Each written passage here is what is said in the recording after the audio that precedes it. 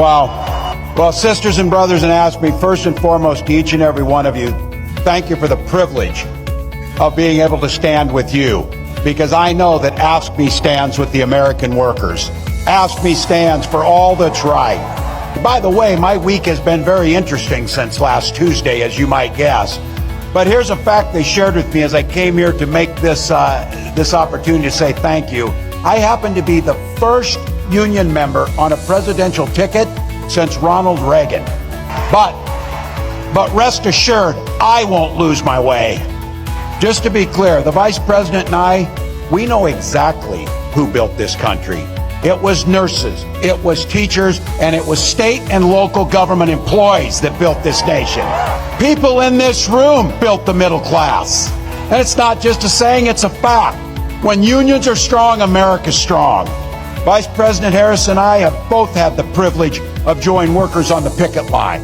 And it's why, as governor, I signed one of the biggest packages of pro-worker policies in history into law.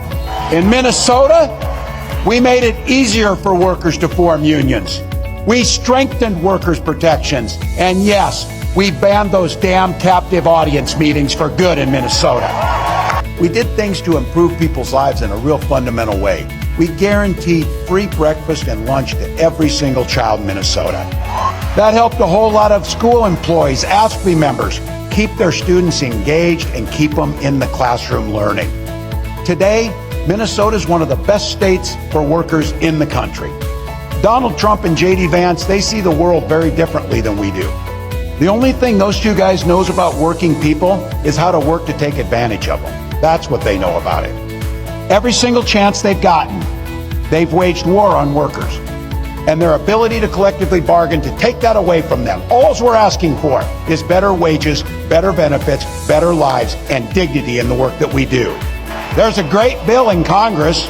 Should be the easiest vote you've ever taken, the PRO Act. Make it easier to form a union and bargain. Allow people to have the freedom to make a choice. Allow them to be able to do that. He spent a decade stiffing service workers from dishwashers, waiters, and carpenters on his own properties to enrich himself. As president, he cut overtime benefits for millions of workers, and he opposed any effort to raise the minimum wage. That's all you need to know. You don't have to ask twice. We know who they are. He sits there and tells his friends, "You're rich as hell and we're going to cut your taxes." I believe him when he says that. But he also turns around and tells workers their wages are too high. I keep bringing this up. Who do you know who's asking to cut taxes on billionaires while stiffing working people? I don't know anybody. And I'll tell you what, I think there's a lot of people think that they're on his side or voting for him, that when you put it to them like that, they start thinking things differently. This is where we need to talk to our neighbors. We need to engage. And I'll tell you, his running mate, I don't know if that was a value add to this campaign or not, but he's one of 4 senators, that has never cast a vote on a pro-worker bill in his life. Not once. A stop clock's right twice a day. This guy can't get it right once. Not once for workers. And by the way, these guys are even attacking me for my record of service. And I just want to say, I'm proud to serve my country, and I always will be. Look at this place. This place is filled with people who like hard work. These are people who get up and enjoy hard work and know how to get it done. So what do you think? A room full of 1.4 million Ask Me members, and this room here, how many voters do you think we could turn out in an hour? How many friends can we bring to the polls? We got over 4,000 people in this room. We won states by less than 10,000 votes in some cases. And I don't know about you, and I know it. This is going to be a close, tough race. It is going to be a tough one.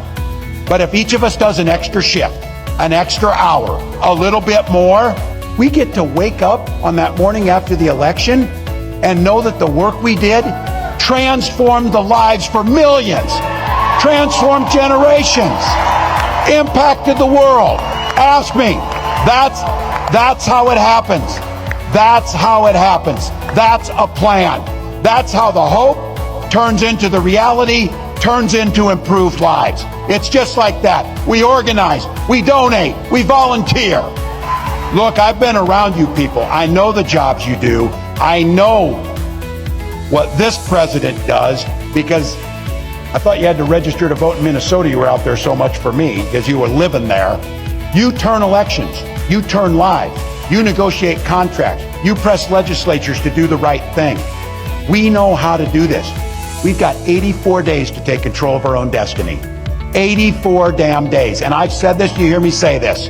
That's easy. We'll sleep when we're dead. We'll do the work now. We'll do the work now. And you do it for the most beautiful and selfless reason. Because you believe in the very soul of your being that you believe in the promise of what America can be. You believe we can all enter the middle class. You believe we can all have dignity. You believe we can all thrive. But you know what? We got to fight. Because as the next president of the United States says to me often, when we fight, we win. When we fight, we win. When we fight, thank you, ask me.